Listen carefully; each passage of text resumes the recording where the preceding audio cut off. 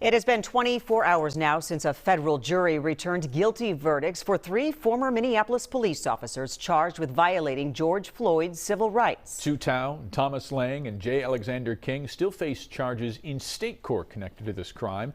And one of the new questions is what, if anything, could this decision mean for the state case? Rob Olson joins us now. Rob, you sat down with a retired chief judge.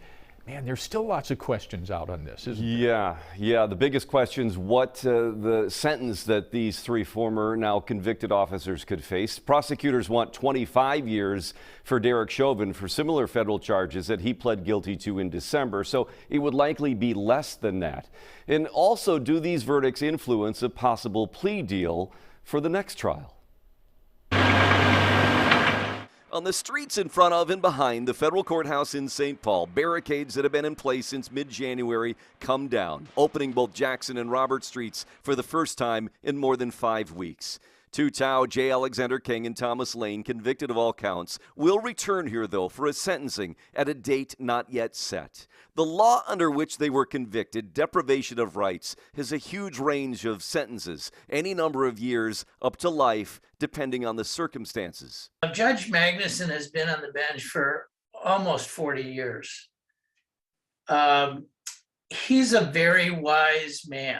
Kevin Burke is a former chief judge of Hennepin County, now retired, and says federal judge Paul Magnuson is not prone to grandstanding. He'll be very thoughtful in how to exercise the discretion that he has.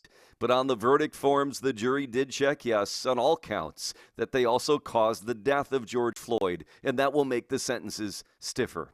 The other unknown, though, is how these verdicts might influence the former officers and the state and now work out a plea deal for the planned June trial on aiding and abetting murder. The factor for the state, I would imagine, is whether you want to put witnesses through this a third time. I think that would be the primary one. The additional cost of the Chauvin trial came to $2.1 million, nearly $800,000 for securing the buildings. Burke, though, does not believe cost and time is a big factor. It's whether the now convicted former officers want to go through it all again. But in the end, it's also a very personal decision. The decision whether to plead guilty or not guilty is not the lawyers.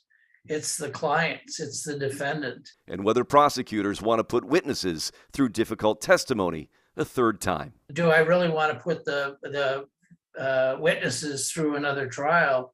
Certainly would be a factor they would consider.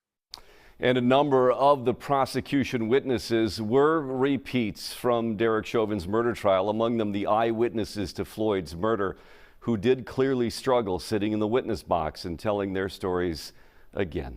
Back to you, Tim.